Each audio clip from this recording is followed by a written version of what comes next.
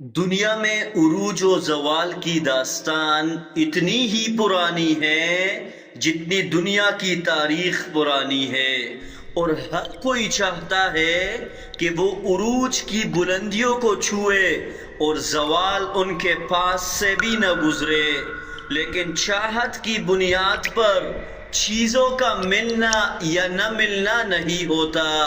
جب تک آپ آگے بڑھ کر اس کے لیے کچھ کرے نا۔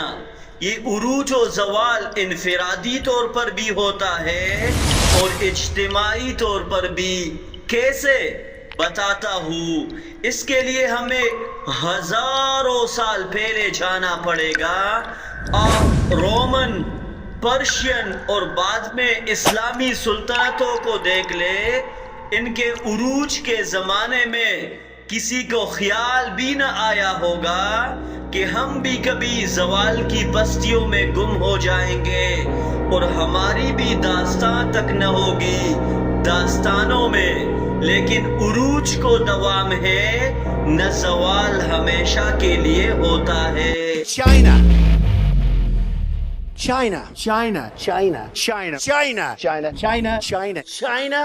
آج میں جس عروج و زوال کی طرف آپ کی توجہ لے جانا چاہتا ہوں، اس کے لیے ہمیں ہزاروں سال پہلے جا کر تاریخ کی اوراق کھنگالنے کی ضرورت نہیں، بلکہ اس عروج و زوال کو ہم اپنی آنکھوں سے دیکھ سکتے ہیں، کانوں سے سن سکتے ہیں اور دل و دماغ سے سمجھ سکتے ہیں۔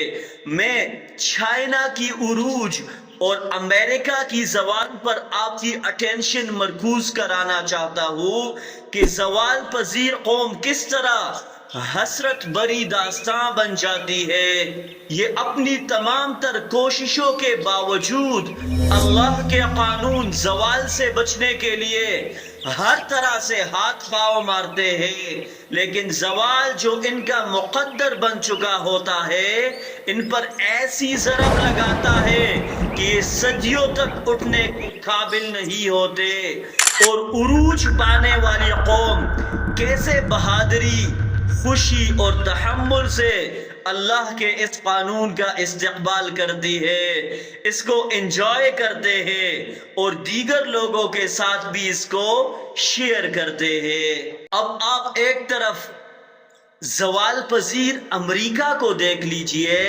جب سے ان کے کان میں چین کی عروج کی آواز پڑی ہے، تب سے یہ بوکھلاہٹ کا شکار ہو گئی ہے۔ آپ اس کے ایک ڈیڑھ دہائی کی سرگرمیاں دیکھیے کہ کیسے اس کا سارا فوکس چائنا کو کاؤنٹر کرنے پر لگا ہے۔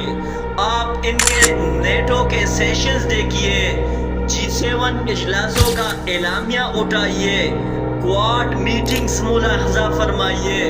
آپ صدر ٹرمپ کا پہلا دور دیکھیے، پھر جو بائیڈن کی صدارت پر نظر ڈالیے، اور اب ٹرمپ کا دوسرا دور۔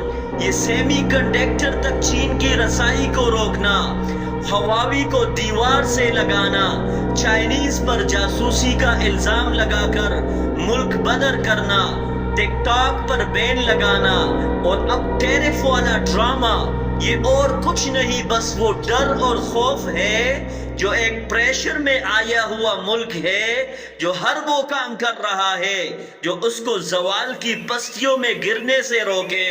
لیکن قدرت کا قانون جب آپ پر ضرب لگانے کے لیے تیار ہو تو یہ چیزیں آپ کے اندازے کے مطابق تو آپ کی مدد کر سکتی ہے، لیکن آج نہیں تو کل یہ آپ کے خلاف جائے گی اور آپ کی زوال کو مزید خوفناک کر دے گی۔ اور پتہ نہیں کس نے ان کو یہ سبق پڑھا دیا ہے کہ ہزاروں میل دور بیٹھ کر چائنا ان سے ان کی سپرمیسی چھین لے گی، جبکہ حقیقت یہ ہے کہ یہ سپرمیسی قتل کرنے سے نہیں، خودکشی کرنے سے ختم ہوتی ہے۔ اس کے برعکس آپ عروج پذیر چائنا کو دیکھ لیجئے کہ یہ کیسے ہر چیز میں اپنے حریف امریکہ کو خاطر میں لائے بغیر پیچھے چھوڑ رہا ہے۔ چائنا کی معیشت پچھلے کچھ دہائیوں میں دنیا کی تمام معیشتوں کو پیچھے چھوڑ کر تیز ترین معیشت بن گئی ہے، اور جتنی تیزی سے یہ آگے گیا ہے شاید ہی کوئی ملک گیا ہو، حتیٰ کہ امریکہ بھی نہیں۔ چائنا کی جی ڈی پی سرپاس کرتے ہوئے دنیا کی دوسری بڑی جی ڈی پی بن گئی، اور یہاں تک پریڈکشن ہوئی ہے کہ یہ یو ایس کو بھی سرپاس کر دے گی۔ چائنا کے تجارتی رشتے اتنے بڑے ہیں کہ یہ اب گلوبل موسٹ امپورٹنٹ پلیئر بن چکا ہے۔ چائنا کا بیلٹ اینڈ روڈ انیشیٹو دنیا کی ضرورت مند ملکوں میں انفراسٹرکچر کا وسیع نیٹ ورک ہے جو کسی اور ملک کے بس سے باہر ہے۔ چائنا نے اور ممالک کے برعکس اپنی فوج میں تیزی سے اضافہ کیا ہے، جو اس کی گلوبل پاور بننے کی واضح مثال ہے۔ چائنا موجودہ world order step by step challenge کر رہا ہے، جو یورپ اور امریکہ کے لیے درد سرد بنا ہوا ہے۔ چائنا امریکہ اور یورپ کے برعکس دوسرے ملکوں پر نہ تو پریشر ٹیکٹک استعمال کرتا ہے اور نہ ہی انٹرفیئرنس کرتا ہے، جس کی بدولت ممالک خوشی خوشی ان کے کیمپ نے اپنا فیوچر سیکیور سمجھتے ہیں۔ اس کے علاوہ technology, artificial intelligence, robotic system, transportation, infrastructure, discipline, defence اور اسٹرانگ لیڈرشپ وغیرہ وہ چیزیں ہیں جن کی بدولت ایکسپرٹ ایک ہی پیج پر نظر آتے ہیں کہ 2030 نہ صحیح 35 تک چائنا کو سپر پاور بننے سے روکنا امریکہ، یورپ اور اس کے ایلائز جیسے جاپان، آسٹریلیا، انڈیا وغیرہ کے لیے مشکل ہی نہیں بلکہ ناممکن ہے، اور اس کا اندازہ آپ کو تب ہوتا ہے جب آپ چائنا جا کر دیکھتے ہیں کہ واقعی چائنا تو 2050 میں جی رہا ہے۔ یہ چین اور امریکہ کی عروج و زوال کی جھلک ہے۔ اس سے پہلے میں نے آپ کو رومن اور پرشین کے عروج و زوال کا بتایا، لیکن بطور مسلمان کیا آپ نے کبھی اپنے آپ سے یہ سوال پوچھا ہے کہ مسلمانوں نے تقریباً 1000 سال تک دنیا پر حکمرانی کی ہے، اور ان کی حکمرانی کا دائرہ اتنا وسیع تھا کہ ہارون الرشید نے ایک دن بادل دیکھا اور اس سے کہا کہ جہاں بھی جاؤ گے برسنا تو آپ نے ہمارے ہی ایریا میں ہے۔ ایک وہ وقت تھا مسلمانوں کی عروج کا، اور ایک آج ہے زوال جہاں ہمیں کوئی چھارا ڈالنے کے لیے تیار نہیں۔ وجہ کیا ہے؟ اس سوال کا جواب یعنی عروج پانا اور زوال پذیر ہونے کے پیچھے کیا ٹریگر میکانزم ہے، قرآن ہمیں بتاتا ہے کہ اگر آپ میں یہ دو کوالٹی ہے تو آپ عروج کی بلندیوں پر پہنچ جائیں گے۔ نمبر 1، بینیفیشل فار ادر، دوسروں کے لیے فائدہ مند ہونا۔ نمبر 2، اسٹیبلشمنٹ آف جسٹس، یعنی انصاف قائم کرنا۔ قرآن کہتا ہے کہ اگر یہ دو صفات آپ میں ہیں تو اللہ کا قانون ہے کہ وہ آپ کو عروج کی بلندیوں پر پہنچا دے گا۔ اب ہم رومن امپائر، پرشین امپائر، اسلامی سلطنتوں سے ہوتے ہوئے امریکن عروج تک آتے ہیں اور ان کو سٹڈی کرتے ہیں تو یہ بات واضح ہو جاتی ہے کہ جب تک یہ ان پرنسپل پر قائم رہے عروج نے ان کا ساتھ نہیں چھوڑا، لیکن جو ہی یہ دو پرنسپل ان کی ترجیحات سے اوجھل ہونے لگے، اللہ کے دوسرے قانون زوال نے ان کو دبوچ لیا۔ آپ دور نہ جائیے، امریکہ کی مثال لے لیجئے کہ ایک وقت تھا کہ یہ لوگ ورلڈ ویو رکھنے والے تھے اور ان کی پالیسیاں ہر خاص و عام کی بہتری کے لیے بنتی تھی، چاہے وہ امریکہ کا باشندہ ہو یا افریقہ کا۔